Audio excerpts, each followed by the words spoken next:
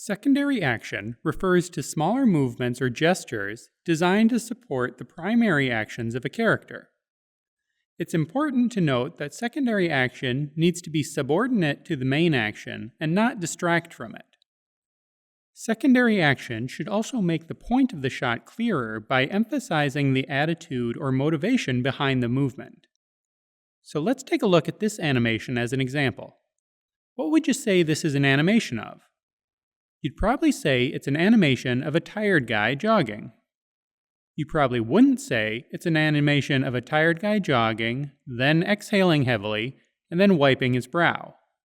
The facial expression and the brow wipe are both secondary actions, but they both mesh into the overall action of jogging and emphasize the character's tiredness. They enhance instead of distract.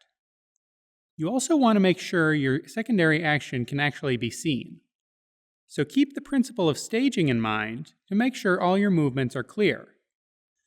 We wouldn't have him do that facial expression and brow wipe at the same time because his hand would be covering his face. It's easy to confuse secondary action with overlapping action, which we covered in the video on the principle follow-through and overlapping action. Secondary action is similar to overlapping action, but there is an important distinction. The difference is that overlapping action is driven by the same force as the primary action, but moves on different timing. Secondary action, however, is driven by a different force. It enhances the idea of the primary action, but it isn't directly caused by it. So on our jogger, the movement of his shirt and hair are overlapping action because they are a result of the motion of the run. His facial expression and brow wipe, however, are secondary actions because they're generated by forces separate from the running. They aren't an inherent part of that action, they're additions that come from the character's emotional state. Let's go back to our animation of Tony the Panda and add in some secondary action. We've got his body done, so now we're going to add in his tail as secondary action. We're going to do it on a separate layer so we can see its motion more easily. I'm adding in some extra frames at the beginning so his tail has a little time to move before his body starts. Then, as he starts to turn, the base of his tail does get pulled along with the body, but the end is still doing its own thing for a frame or two before it starts whipping around.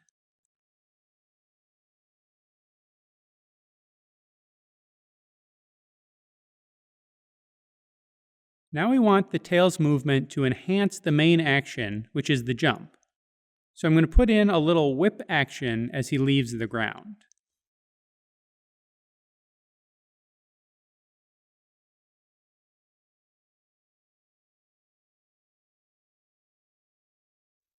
From this point, the tail is basically just being pulled along with the body, so it's not really secondary action at this point, since it isn't moving under its own power.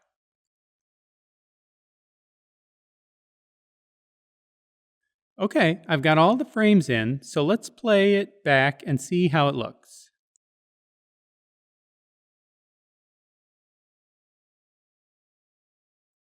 There you go. He definitely looks cuter with his tail, and that whip action makes the jump look much more powerful. I think that's a good addition to this animation.